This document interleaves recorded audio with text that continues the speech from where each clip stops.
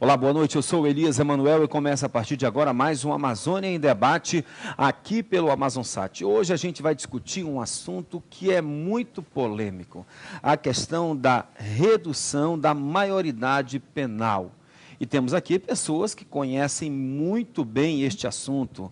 Nosso convidado é o juiz da 4ª Vara da Família e Defensor da Infância e Juventude, doutor Luiz Cláudio Chaves. Temos também o Epitácio Almeida, que é advogado e representa aqui a OAB e é presidente da Comissão de Direitos Humanos. E ainda o advogado doutor Ricardo Melo, que é o coordenador da gerência. Qual é a gerência? Gerência do Atendimento Socioeducativo do Estado do Amazonas. Que é um órgão que eu gostaria que, boa noite, o senhor começasse a explicar para a gente a partir de agora. Boa noite, Elias, boa noite a todos. E, na verdade, essa gerência é vinculada à Secretaria de Assistência Social do Estado do Amazonas. Né? A SEAS. A SEAS, exatamente, vinculado à secretária Regina Fernandes, à secretária Graça Prola, que é onde cuida de todo o sistema socioeducativo do Estado do Amazonas.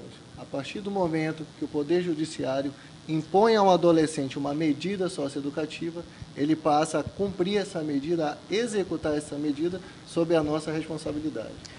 Doutor Ricardo Melo, qual é a sua opinião a respeito desse assunto, da redução da maioridade penal? A gente não pode discutir esse assunto sem ter como um marco regulador o ECA, que é o Estatuto da Criança e do Adolescente. Com certeza. Eu não tenho a dúvida que nós somos absolutamente contra essa redução da menoridade penal.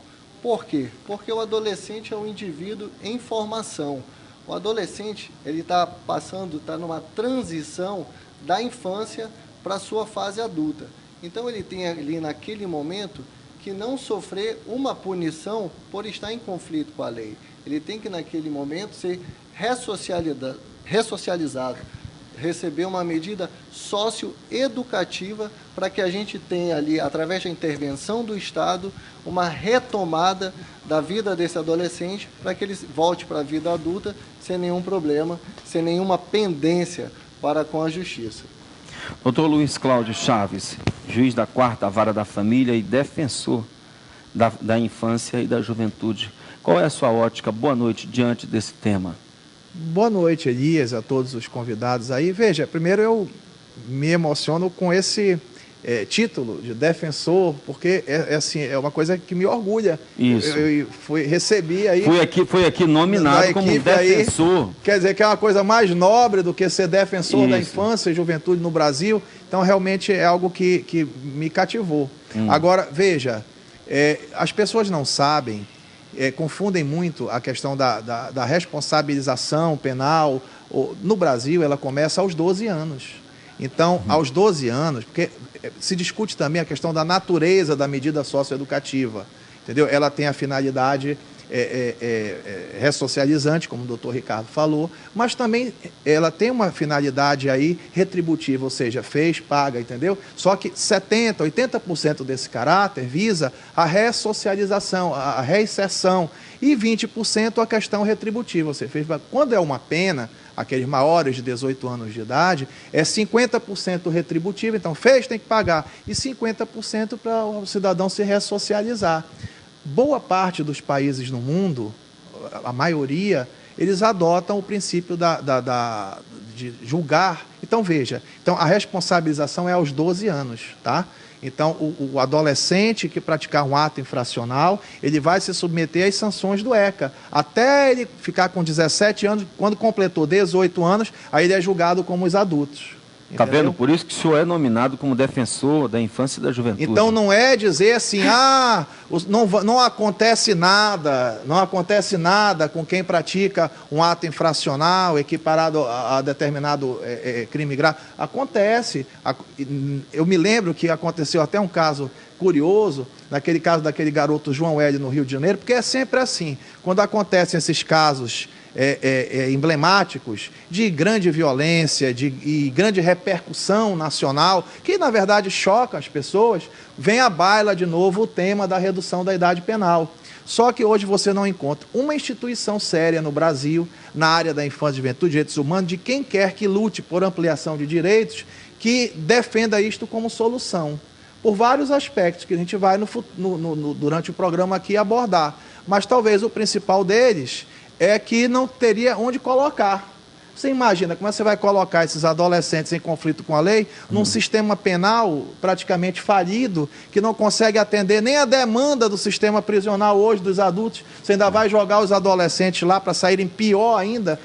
Por exemplo, o doutor Epitácio Almeida, num programa que nós tivemos aqui, que discutiu a questão do sistema prisional no estado do Amazonas, ele disse que na Vidal Pessoa, ali no centro da cidade, na 7 de setembro, um dia desses, um detento morreu porque ele caiu do 4º andar. Não é porque há quatro pisos na penitenciária, não. Ele caiu da 4ª rede que estava quase que chegando no teto.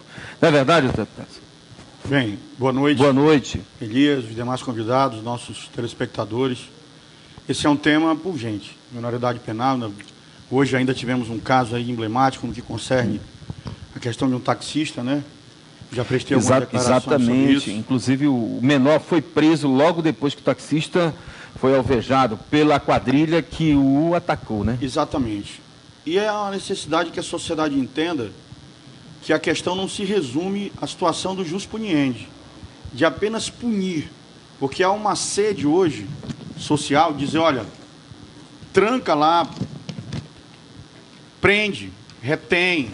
E isso não soluciona o problema, né? Nós temos que entender que a sociedade precisa entender e ter uma conscientização de que esses menores necessitam ser socioeducativamente ressocializados.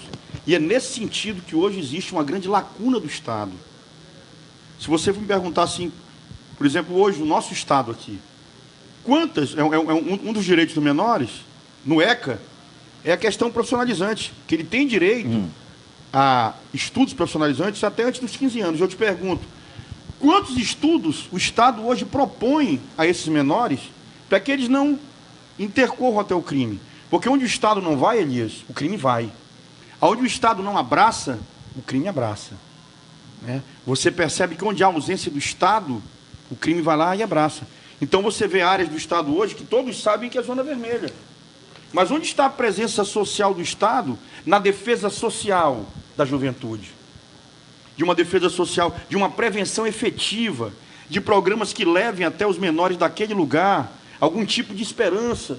Porque sem isso, amado, hoje os telespectadores estão em casa, você vive pela esperança que você tem.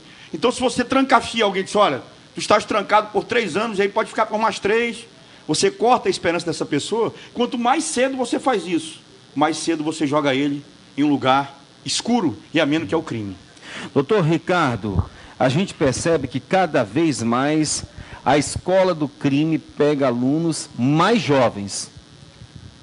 A questão do tráfico de drogas, por exemplo. Os nossos menores, eu quero dizer, as nossas crianças e adolescentes são cada vez mais utilizadas nessas atividades ilícitas. E o que a gente percebe é que o crime organizado tem consciência justamente do rigor da lei para com os criminosos, mas também da flexibilidade da lei para com as crianças e o adolescente. Elias, eu diria que isso é uma visão até um pouco equivocada, porque o ECA ele não passa de forma alguma a mão na cabeça dessa garotada, tá? Como o doutor Luiz Cláudio afirmou no início, o ECA já abraça a criança ou adolescente de 12 anos de idade, principalmente em relação ao tráfico de droga. O que justifica uma medida de internação, por exemplo? Que o ato infracional tenha sido praticado sob violência ou sob grave ameaça. No tráfico de droga não existe nem a grave ameaça, nem a violência. Então, em hipótese alguma, esse adolescente pode ser internado, pode sofrer uma medida mais severa que a internação. Então, o que acontece? Como é que se justificava a internação desse adolescente? A proteção da vida desse menor, a proteção da vida desse adolescente em conflito com a lei. Por quê? Porque a partir do momento que ele é pego, a partir do momento que ele é retirado da sociedade pela prática do ato infracional assemelhado ao tráfico de droga, ele passa a ser devedor do traficante. Ele passa a estar correndo risco aqui do lado de fora. Mas, mesmo assim, está aqui o doutor Luiz Cláudio, o doutor Epitácio, nós, defensores ferrenhos de que mesmo assim não se justificava a retirada da sociedade desse adolescente. E esse ano, especificamente esse ano de 2012, nós tivemos aí uma súmula do STJ que diz que esse adolescente reincidente no tráfico de droga já se justifica a retirada dele da sociedade, do convívio social e a aplicação da medida mais severa. Mas, infelizmente, hoje, é como o doutor Epitácio acabou de colocar e muito bem explanar, que hoje, onde o Estado não está, o crime está. O crime alcança. Mas é absolutamente torta e equivocada a ideia de que o ECA passa a mão na cabeça. Muito pelo contrário. O ECA é bem severo em relação a esses adolescentes. Esses adolescentes, quando aplicada uma medida, eles são avaliados a cada 6 meses. Os adolescentes abraçados, acobertados pelo ECA, podem ficar conosco no sistema socioeducativo até os 21 anos de idade. Então, é um pouco torto, é um pouco equivocado e cumpre a nós aqui esclarecer essas questões. Pois bem, vamos agora para o nosso primeiro intervalo comercial e a gente volta já já com a Amazônia em Debate.